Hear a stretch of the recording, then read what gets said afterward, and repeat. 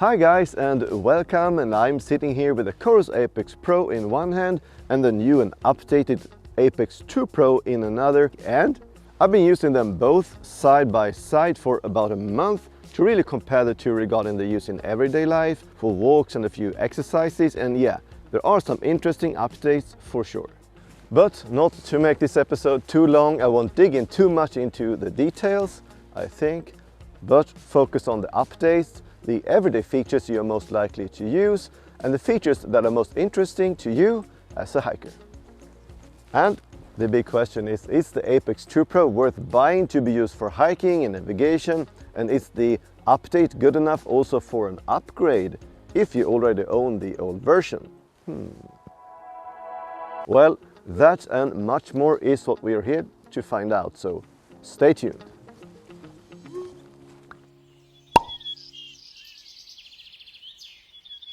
I have been using the APEX Pro for a year now, and I used it on all my hikes during 2022, and it has been great. The battery lasts for a long time, like 40 hours, the GPS and the maps are accurate, and making your own routes in GPX format and then import them into the watch for navigation is easy. In the app you also get a good overview over the activities with all the data like time, speed, elevation, heart rate, calories and more, and a nice map to be able to zoom in and see where you have been. For the use in everyday life, I've been using the sleep tracking, the heart rate monitoring, and notifications from my phone, and rejecting a call or two, and keeping track of the time, of course. Based on that, I had no real reason to doubt that the second generation would give me an even better experience, and like I said in the beginning, I've been using these two watches side by side for a month, and some things are much alike, while other things are a little bit different.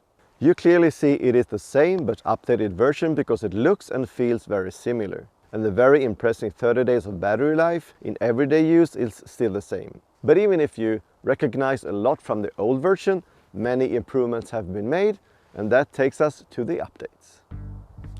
On the outside, there are a few things that you notice straight away. First of all, it has a bigger screen, 1.3 inch compared to the old 1.2 inch, which is a great update, especially when using the maps. The sapphire glass is the same, but now a more scratch resistant titanium bezel with a new PVD coating, 2 times more scratch resistant compared to the old version. Underneath you can see that the heart rate monitor is completely new and has now an optical 8 LED system to be even more accurate. There is a lot of updates also on the inside, like the already installed and free global offline landscape and topo maps compared to the old version where you needed to download them from their website.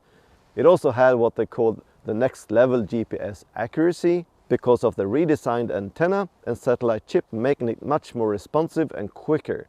Because of this change, it also has a much longer battery life when using the GPS. 75 hours in GPS tracking mode compared to the 40 on the old version.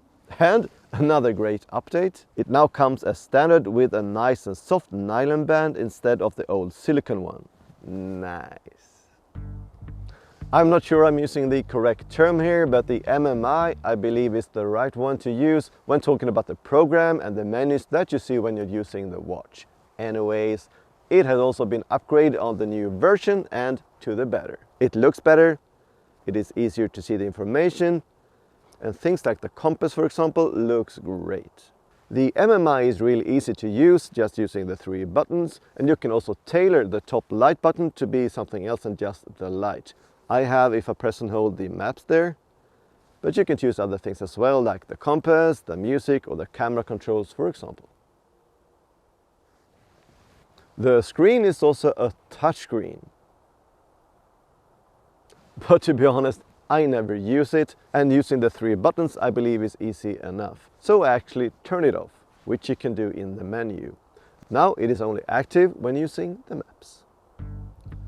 The app gives you a bit more information and control over your watch, and you can access activities, maps, or personalize your watch with different watch faces, and you can choose what apps you want notifications from and do workout plans.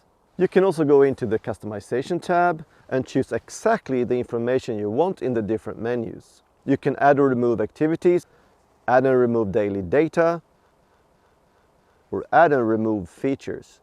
You can also go into the activity data and choose under each specific activity what data you want to be shown when performing that specific activity.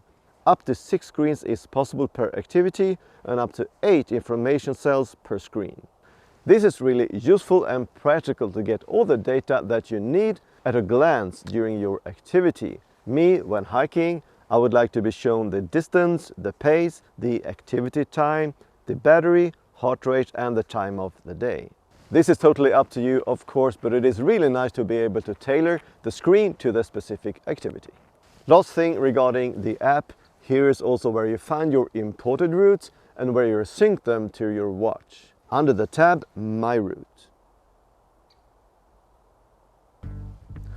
Good features for hiking, beside the one already mentioned, is that it tracks the elevation gain and loss, it tracks the sun movements, it has a storm alert, it has a thermometer, a nutrition alert and a breadcrumb navigation, so that you can always find your way back if you get lost.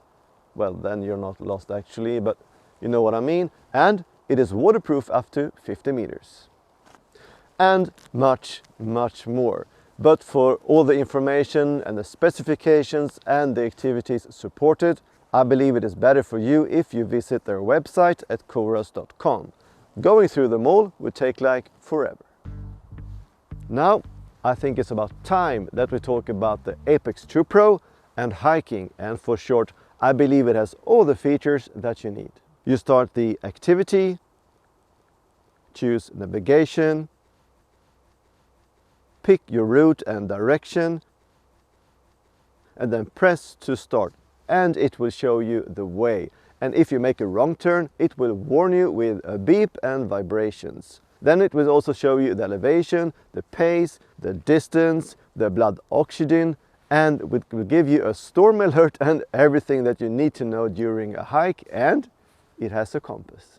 Maybe I'm wrong or maybe I am right, but I believe that this watch is perfect for hiking and much cheaper than the Garmin Fenix 7. More than 30% cheaper if you want a comparable watch with the same screen size, with sapphire glass and solar edition to even come close to the battery life this one has.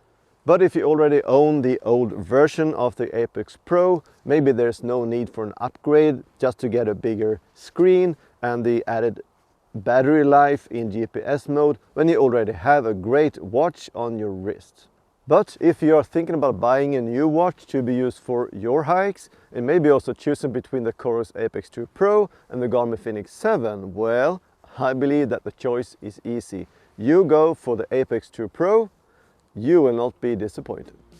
This is just my 2 cents about the second generation and the upgrade of the Apex Pro, but the more important question is, what do you think?